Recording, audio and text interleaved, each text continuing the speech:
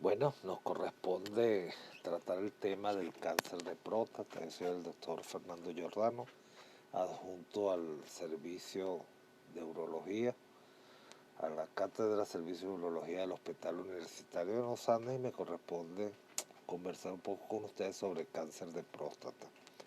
Hay una primera parte eh, que es común tanto para el cáncer de próstata como para la hiperplasia prostática, de manera que en esta clase no vamos a tocar aspectos anatómicos y embriológicos de la próstata porque ya fue tratada en el tema de la hiperplasia prostática, y como dije, pues son comunes para los dos temas.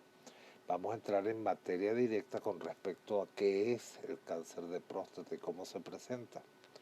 El cáncer de próstata es una neoplasia maligna de la glándula prostática que por lo general se manifiesta en hombres mayores de los 50 años y dependiendo de su evolución puede cursar con síntomas obstructivos de las vías urinarias. Vamos a entrar en materia. El cáncer de próstata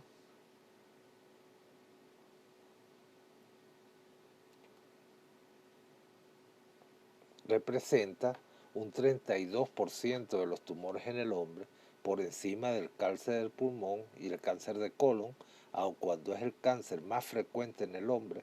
El número de pacientes que se diagnostican por presentar manifestaciones clínicas es de tan solo el 3%. Por lo general, cuando un cáncer de próstata da manifestaciones clínicas, está ya en un estadio bastante avanzado. Hay un grupo importante de pacientes que se le diagnostica por la consulta de control anual rutinaria y en los programas de pesquisa. Rara vez da manifestaciones en hombres por debajo de los 50 años y es más frecuente en la raza negra. Ahora bien, esto del control de la consulta rutinaria es sumamente importante y es algo que hemos tratado de venir sembrando en la conciencia de los hombres. Las mujeres en esto nos llevan mucho de ventaja porque tienen más cultura de la prevención y están acostumbradas a acudir regularmente una vez al año al médico ginecólogo. El hombre tiene que acostumbrarse también a la consulta rutinaria anual. Esto no es caprichoso, sino que el cáncer no tiene una forma de evitarse efectivamente. Y de un año a otro año no le damos tiempo a un cáncer, si es que nos toca a nosotros padecerlo, para que se desarrolle el punto de poner en peligro nuestra vida. De manera que si se diagnostica a tiempo, el cáncer de próstata es de los pocos cánceres que pueden ser tratados y curados, pero es menester pues que el diagnóstico sea temprano. De la medida que el cáncer avanza, que ya da manifestaciones clínicas, las posibilidades terapéuticas disminuyen y la expectativa de vida también disminuye de manera estadísticamente considerable. Dentro de los factores de riesgo de cáncer de próstata tenemos la edad. En la medida que la edad aumenta la posibilidad de cáncer de próstata, los antecedentes familiares de cáncer de próstata, la raza y los factores de la dieta y factores infecciosos. Con respecto a la edad, la incidencia es proporcional a la edad. Va de un 30% en hombres de 50 años al 75% en hombres de 75 años y más. Se dice que si le hiciéramos biopsia de la próstata a los pacientes a los 90 años, prácticamente el 100% de los pacientes tendría cáncer de próstata. ¿Esto qué significa? Que aunque es estadísticamente significativo y proporcional a la edad, no todos los cánceres llegan a desarrollarse para poner en peligro la vida. Hay unos cánceres que pueden pasar, como se dice coloquialmente, por debajo de la mesa, pero no tenemos una varita mágica para saber cuál es el que sí y cuál es el que no se va a desarrollar. Se presenta con mayor frecuencia en países occidentales que en los orientales. Hoy se está dedicando una gran cantidad de estudios, un gran esfuerzo particularmente a la influencia dietética por esto de las diferencias geográficas y cómo se presenta en las distintas regiones y parece que hay una relación directa con la dieta. Ahora bien, los antecedentes familiares de cáncer de próstata. Un 9% de los pacientes con tumores prostáticos tienen antecedentes familiares de cáncer prostático. Un hombre con 2 o más familiares en primer grado con cáncer tiene 10 veces más probabilidades de sufrir de la enfermedad. En este tipo de pacientes se recomienda iniciar los controles periódicos en edades más tempranas. La recomendación que nosotros hacemos es que a partir de los 40 años el hombre debe empezar su chequeo rutinario de la próstata. Entre los 40 y los 50 años, el examen que se deben realizar es el antígeno prostático específico, que veremos más adelante, es un examen de sangre que mide una proteína que produce la glándula prostática y nos orienta a sospechar la posibilidad de un cáncer. Por encima de los 50 años, el antígeno prostático debe acompañarse del examen físico, que es el tacto rectal. La combinación de estos dos exámenes, el antígeno prostático y el examen dígito rectal, es lo que nos acerca más a hacer diagnósticos oportunos, porque son pacientes que cuando tienen alterado uno de los dos exámenes, automáticamente los derivamos a una biopsia, que es en la que en definitiva nos va a diagnosticar el cáncer. De manera que esa es la rutina, pero en estos pacientes con antecedentes familiares genéticos de cáncer de próstata, recomendamos iniciar sus controles antes, por lo menos a partir de los 30-35 años deberían estar en control por esta probabilidad que aumenta su riesgo. Ahora bien, hay una dependencia hormonal de la próstata que es harto conocida por todos. La próstata es una glándula hormonodependiente y el tumor prostático es un tumor hormonodependiente. El eje hipotálamo, adenohipófisis, testículo, tiene una influencia directa a través de la gonadotrofina, la RHLH, la FSH y la testosterona. Esto es tan cierto que en los eunucos, los pacientes que no tienen testículos, no se presenta esta patología y la castración quirúrgica produce regresión en el crecimiento del tumor de manera tal que las células prostáticas son hormonalmente sensibles. Con respecto a la raza, dijimos que es más frecuente en la raza negra. Los hombres afroamericanos tienen una mayor incidencia de cáncer de próstata si los comparamos con los europeos americanos o los hispanos en los Estados Unidos. Los hombres afroamericanos son más propensos a ser diagnosticados incluso en etapas avanzadas del cáncer. Y estas razones no están del todo bien definidas. Hay factores ambientales y dietéticos que se relacionan con el cáncer de próstata. Existe discrepancia en el número de casos diagnosticados en grupos racialmente similares que viven en ambientes diferentes. ¿Qué quiere decir esto?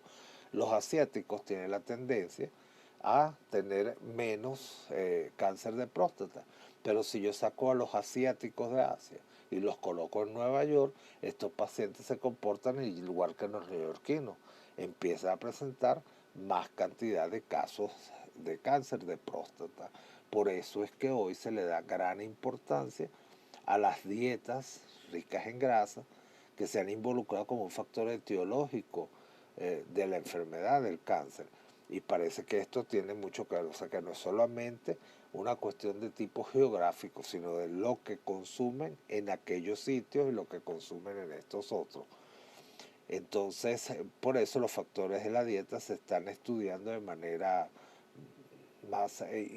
con más ahínco, de manera mucho más importante.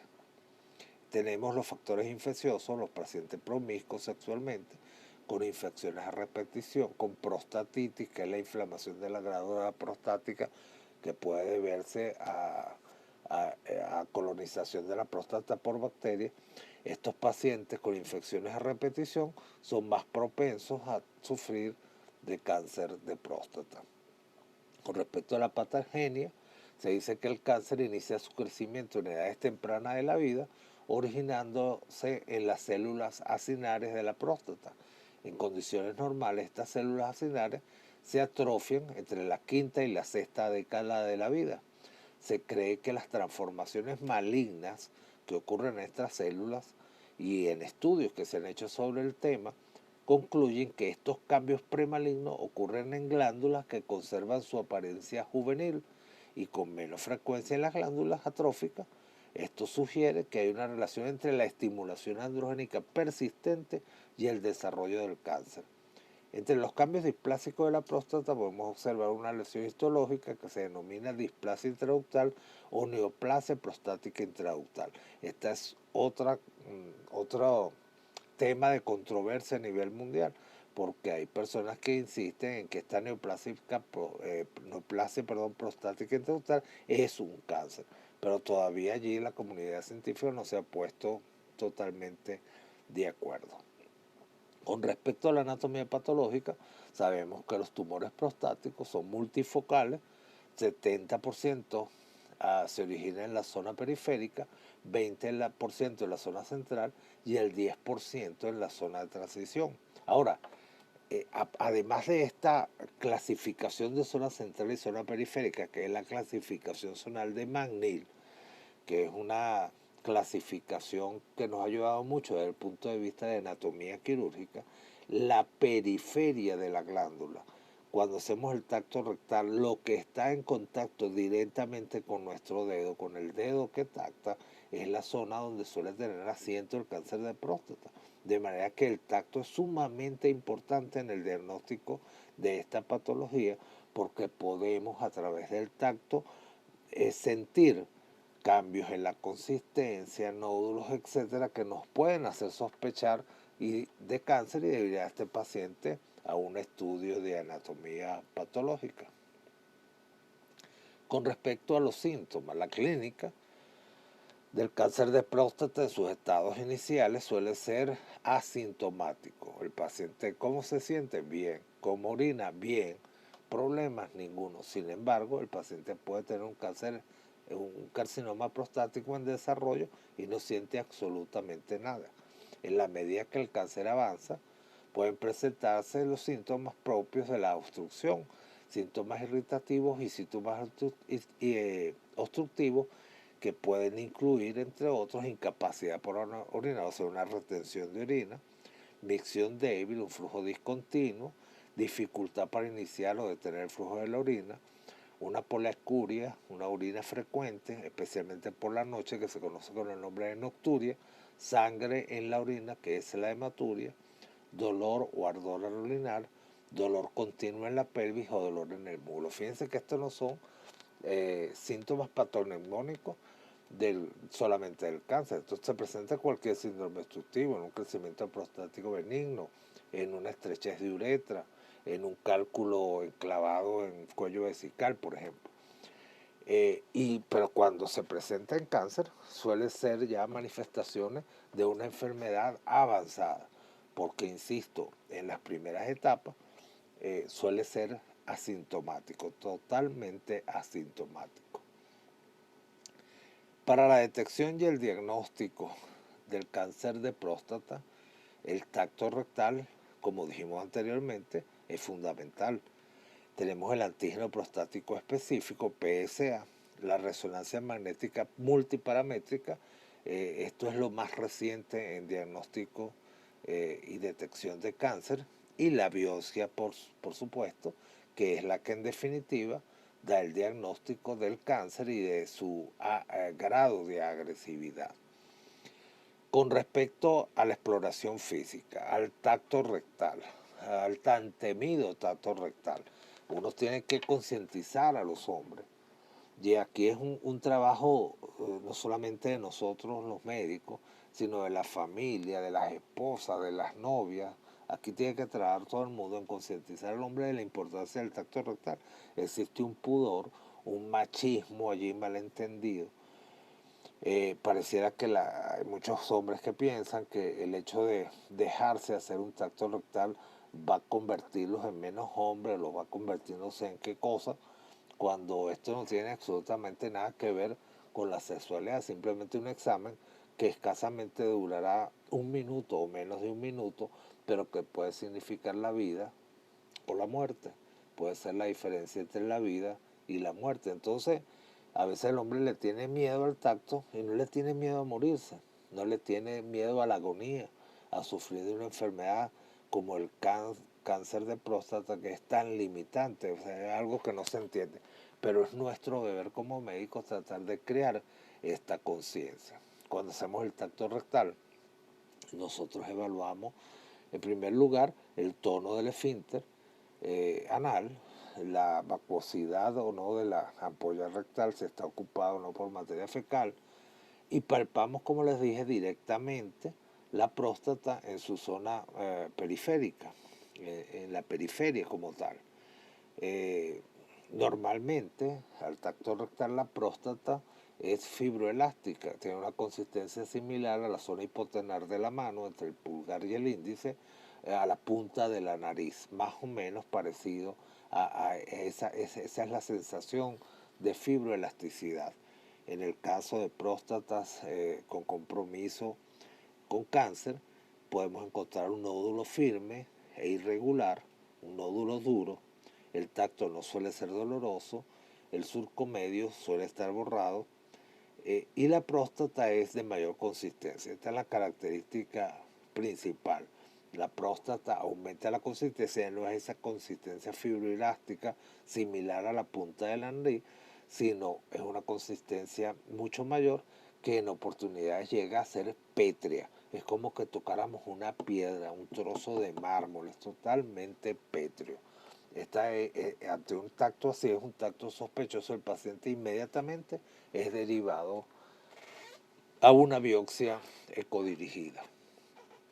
Con respecto a los marcadores bioquímicos, el antígeno prostático específico, PSA, sus siglas en inglés, es el marcador tumoral prostático más sensible, es una glucoproteína secretada por la próstata que contribuye a la liquefacción del semen y que cuando está alterada puede hacer sospechar en cáncer de próstata. Digo, puede hacernos sospechar porque no es específico para el cáncer. Hay otras patologías como las inflamaciones de la glándula prostática o las hiperplasias prostáticas benignas, cuando estamos hablando de próstatas muy grandes que pudieran alterarme eventualmente el antígeno prostático.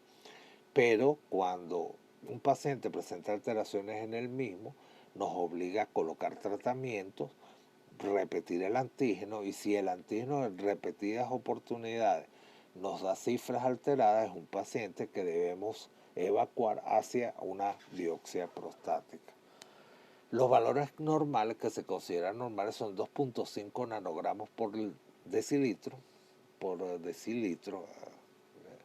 aquí está la lámina más, no es mililitros, es decilitro, en cuanto al antígeno prostático total, y menos de 1 en cuanto al antígeno prostático libre. Para nosotros, aparte de estos valores absolutos, es muy importante la relación del antígeno libre y el antígeno total, que se consigue multiplicando el antígeno libre por 100 y dividiéndolo entre el total. ¿Por qué es importante? Porque a veces tenemos valores absolutos borderline y resulta que hay una fracción del antígeno prostático que no se mide comercialmente y que suele aumentar en los casos de antígeno prostático, en los casos de cáncer de próstata. Lo que estamos haciendo con la relación es una simple regla de 3. Antígeno libre por 100 entre el antígeno total. Una regla de 3 que nos indica que si esa fracción del antígeno prostático está elevada, la relación que vamos a obtener es baja. Si por el contrario la relación de libre total es elevada, esa fracción debe estar baja.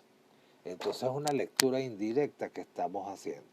Cuando tenemos valores, en el caso de Venezuela, por encima de 18%, estamos hablando de una relación libre total normal, y valores por debajo del 18%, estamos hablando de una relación libre total sospechosa. Esto según los consensos de enfermedades prostáticas de la Sociedad Venezolana de Urología, de acuerdo al tamizaje, al mestizaje y a los distintos trabajos que se han hecho, se ha llegado a este punto de 18, más de 18 y menos de 18.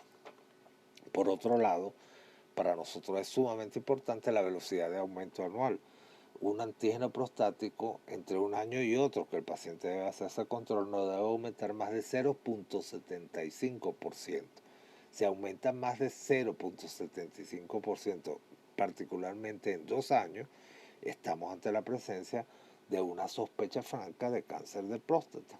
De manera que fíjense que además de los valores absolutos que nos molesta a veces que los laboratorios lo coloquen porque ponen valores que no son reales, todavía trabajan con aquello del 0 al 4, del 4 al 10, etcétera, cosa que ya está obsoleta.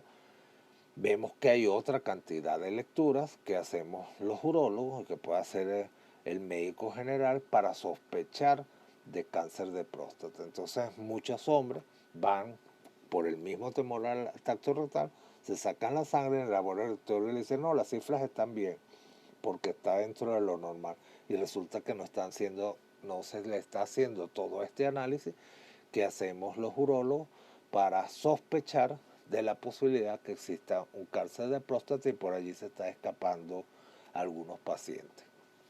Hay un estudio, el PCA3, es un estudio que se realiza a través de técnicas de biología molecular. Fue el primer estudio, el primer marcador genético para complementar el diagnóstico de cáncer de próstata. Las ventajas, una prueba específica, no invasiva. Los resultados no se alteraban por condiciones como hiperplasia prostática, infecciones o prostatitis. Y el valor del PCA3 junto al del tacto rectal y el antígeno ayuda a decidir qué biopsias se deben hacer y cuáles no, porque resulta que dentro de la cantidad de biopsias que hacemos hay una importante cantidad, valga la redundancia, de biopsias negativas. Entonces estos son exámenes que se han diseñado para tratar de tamizar a quién se le hace y a quién no se le hace la biopsia aún en presencia de antígenos alterados.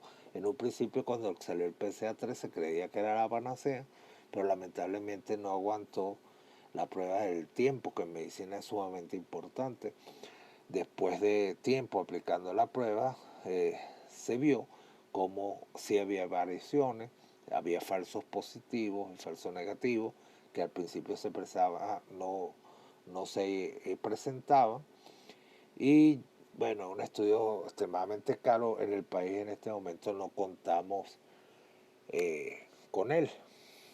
Tenemos la ultrasonografía transrectal. Este es un examen mínimamente invasivo y útil para el diagnóstico de cáncer. No la ultrasonografía per se, porque no es un estudio de imagen que permite diagnosticar cáncer. Eso es un error que a veces cometen los ecosonografistas, porque vemos que reportan o asustan al paciente, porque dicen, vemos un nódulo.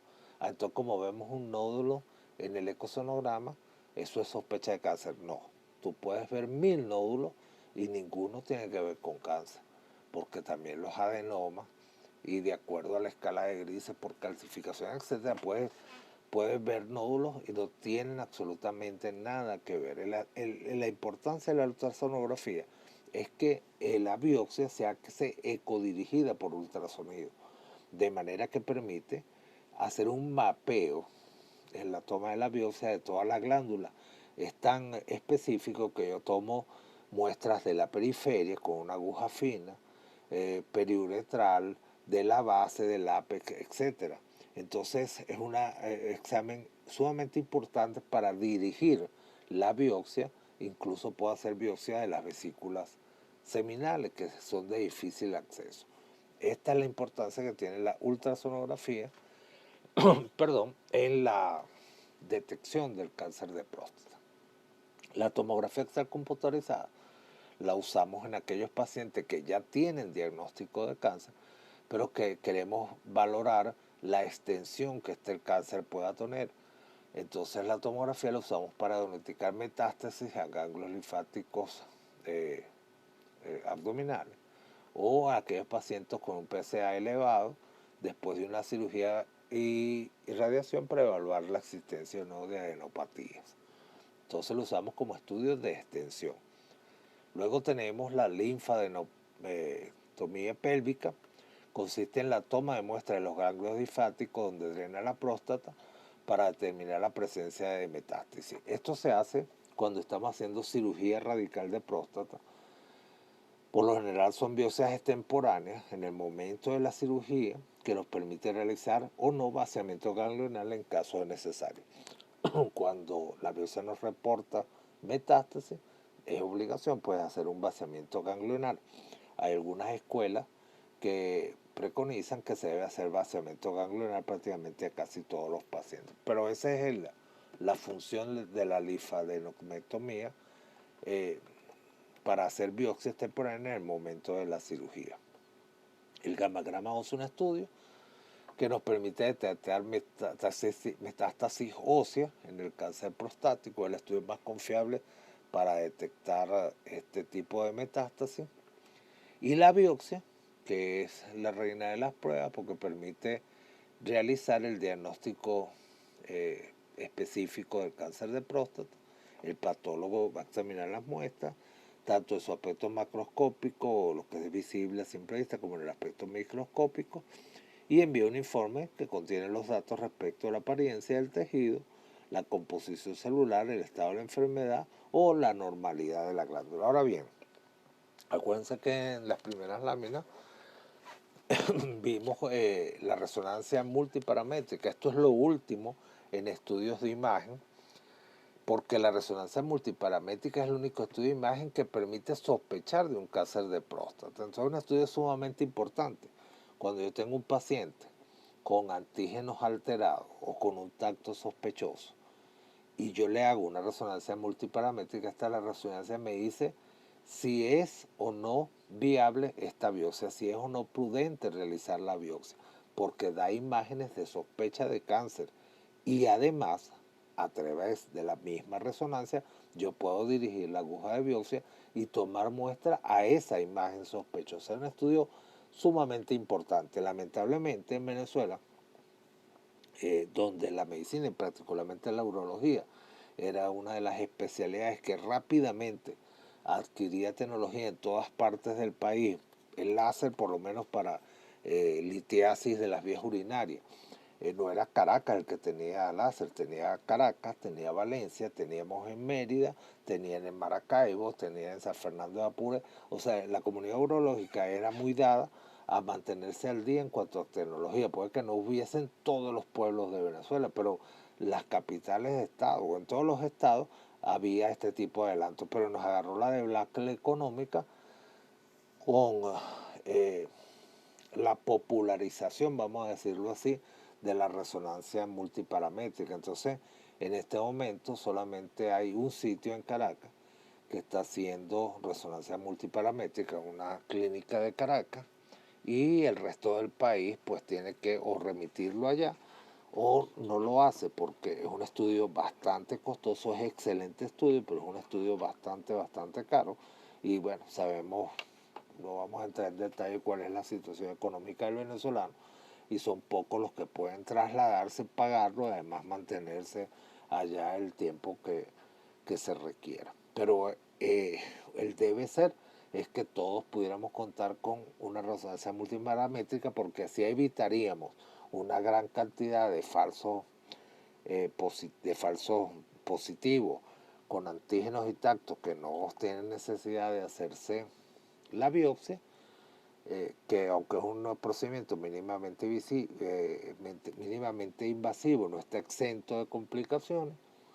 Y por otro lado puede dirigir la toma de la biopsia a los sitios de sospecha de cáncer. O sea que es un estudio magnífico, pero no está al alcance de todos. Con respecto a los grados del cáncer, existen varios sistemas para establecer el grado de cáncer prostático y todos se basan en el nivel de diferenciación glandular, la variación en el tamaño de las células, la forma del núcleo y el nucleolo, las atripias nucleares y el recuento de mitosis. El sistema más aceptado es el sistema de Gleason, que se basa en la microscopía de bajo aumento y la valoración de los patrones histológicos del crecimiento y de la infiltración celular. El grado histopatológico en la escala de Gleason es el GX, es un grado tan bajo que no puede evaluarse. El G1 es un carcinoma muy bien diferenciado, el G2 bien diferenciado, el G3 moderadamente diferenciado, es el 4 mal diferenciado y el G5 muy mal diferenciado. Tenemos por otro lado el score de Gleason. El score de Gleason nos da una tabla que va de la escala del 0 al 10, donde entre 2 y 4 estamos hablando de tumores bien diferenciados. Una anaplasia leve. Entre 5 y 7 estamos hablando de tumores moderadamente diferenciados, una anaplasia moderada. Y entre 8 y 10 estamos hablando de tumores poco diferenciados, lo cual implicaría una anaplasia marcada.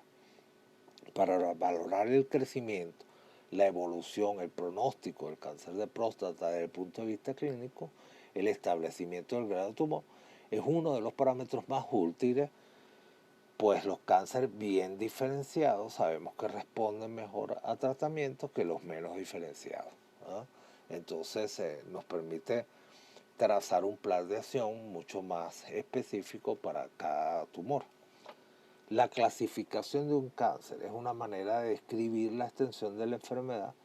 Un método común de clasificación, no solamente cáncer de próstata, en muchos cánceres del organismo se llama TNM, que asigna un grado de severidad basado en el tamaño, la ubicación y la extensión del cáncer en el cuerpo, donde T significa tamaño del tumor y la probabilidad de invasión a tejidos cercanos. N habla de los ganglios, si hay tomados ganglios o no y en qué parte están tomados. Y la M serían las metástasis a distancia del tumor primario de la próstata. Es el sistema de clasificación más ampliamente utilizado para el cáncer de próstata, basado en su agresividad.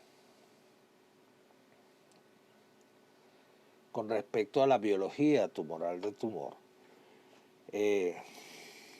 los cambios se van acumulando en la célula. Recuerden que decíamos que por lo general el cáncer de próstata inicia en próstatas jóvenes, va acumulándose y va progresando hasta dar manifestaciones clínicas. Entre los genes que han demostrado tener importancia en el desarrollo del cáncer de próstata se menciona los receptores de andrógeno, el gen PTEN y el GTP53. El receptor de andrógeno, las hormonas masculinas son conocidos como andrógenos. Recuerdan ustedes, la mayor cantidad de andrógeno, la testosterona, se produce en las células del testículo, y los receptores de andrógeno son proteínas intracelulares que controlan el crecimiento y ayudan a la división celular. Esta combinación de andrógeno y receptor de androgénico promociona el crecimiento celular no solamente de los tumores malignos, sino también de la próstata benigna, y varias mutaciones pueden causar la sobreexpresión del gen receptor de andrógeno, resultando en un crecimiento no regulado de las células prostáticas. En cuanto a la diseminación del tumor, la vía local o continua o infiltrativa es cuando se disemina a órganos vecinos como uretra, como vesícula seminal, como recto y como vejiga.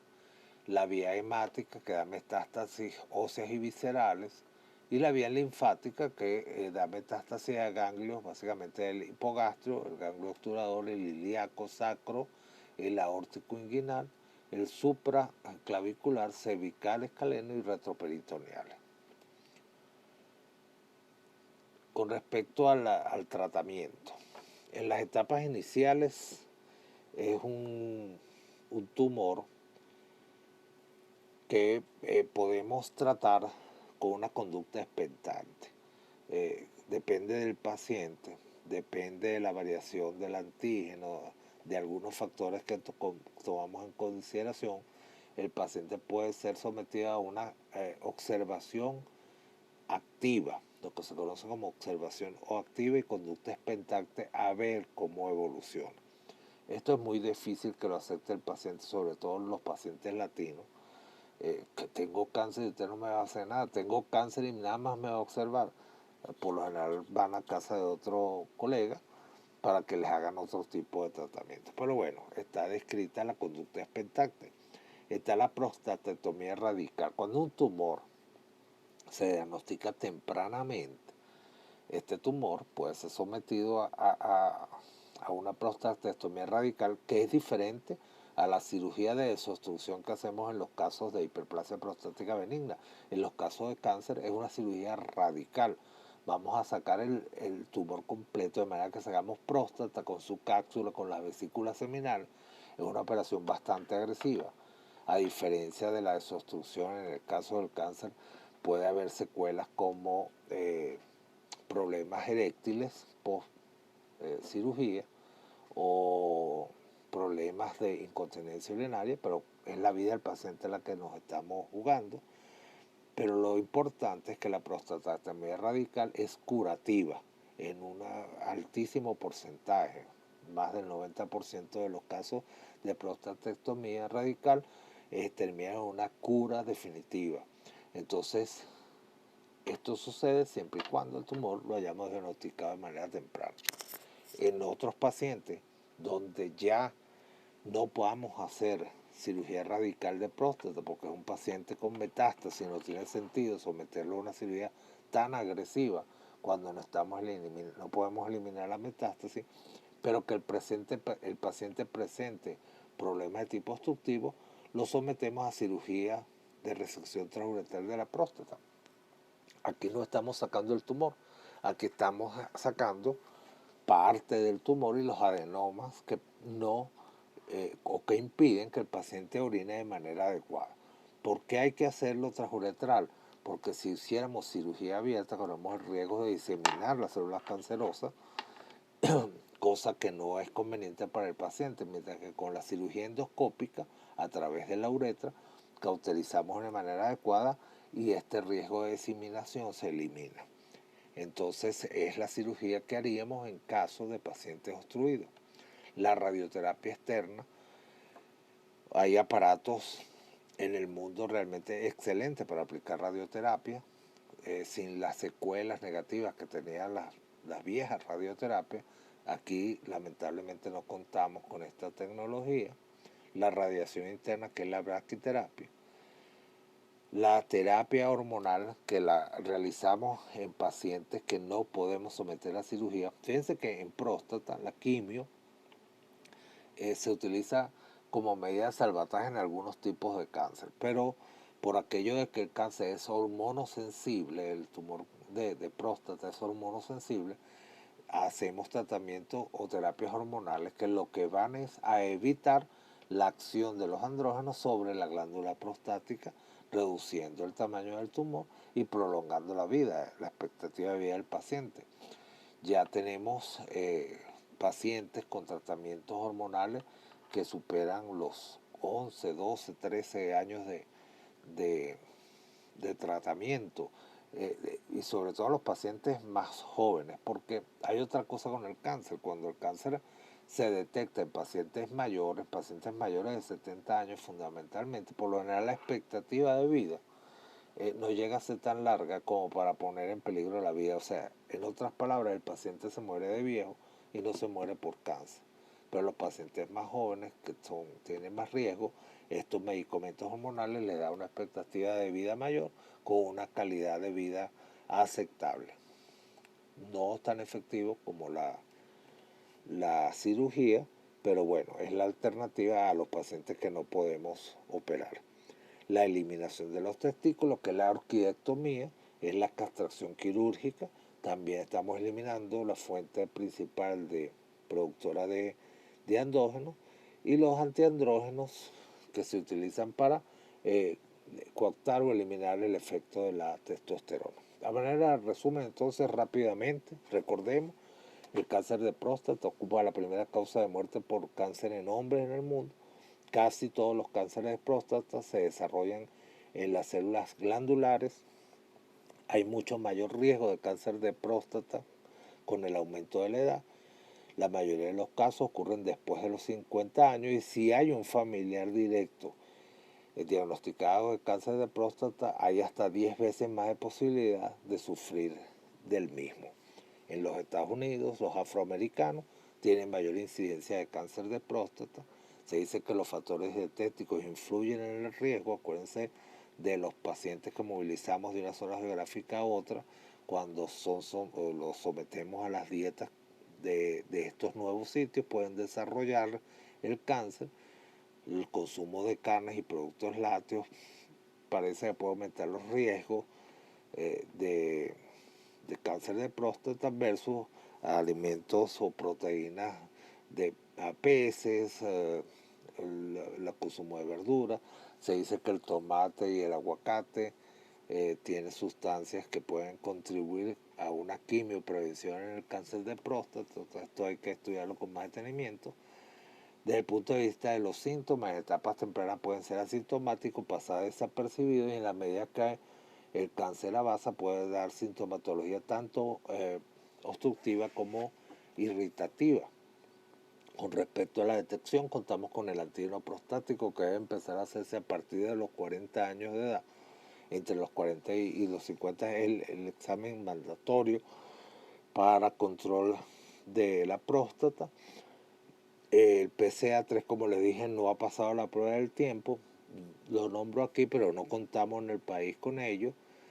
La biopsia y el examen anatomopatológico es lo que hace el diagnóstico certero.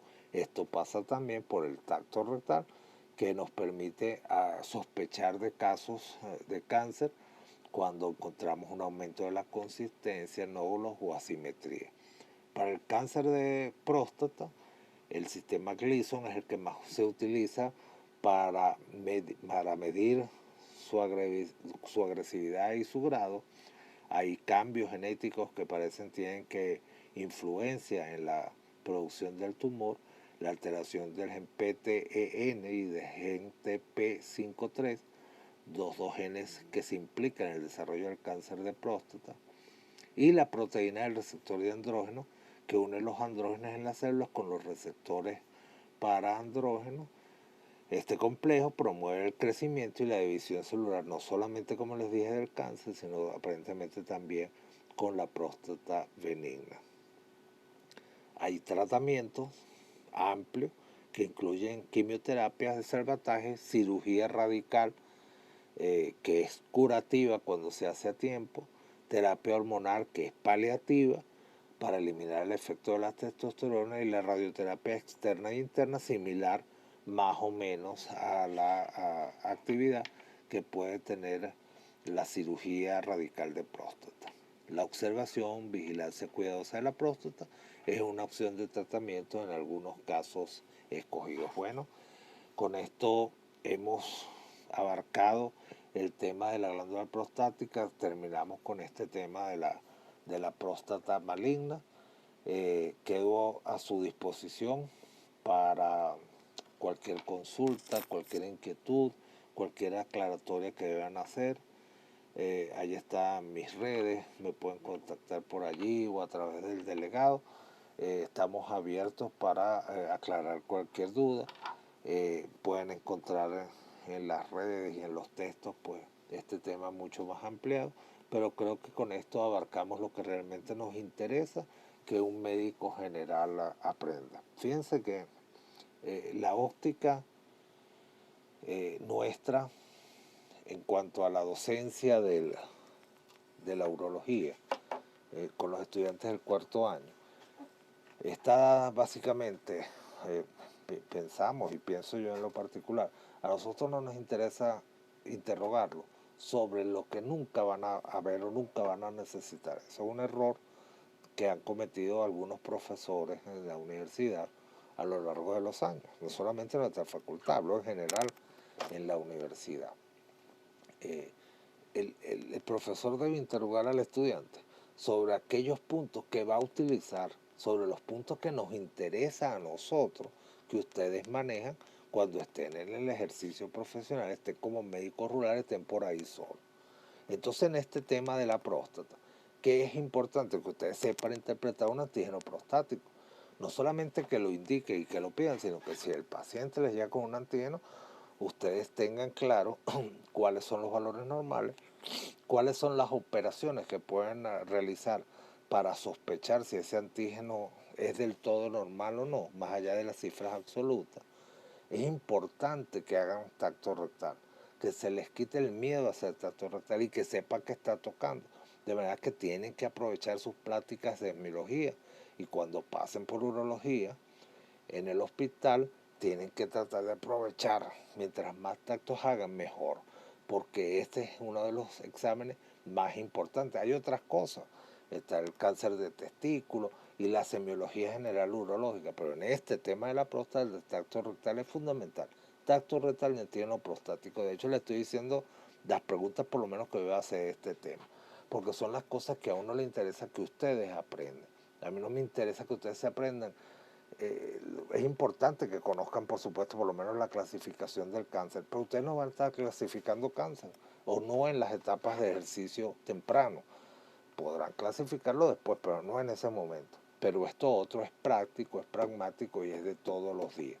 Entonces, así va dirigida la charla, de manera que yo creo que las clases han sido preparadas de manera, como les dije, de que no tengan que estar buscando mucho más allá, porque el tiempo apremia en este tipo de materias y tenemos que tratar de que orienten su esfuerzo hacia las cosas realmente que van a utilizar. Bueno, de nuevo quedo a su orden y espero le saquen provecho a estas actividades.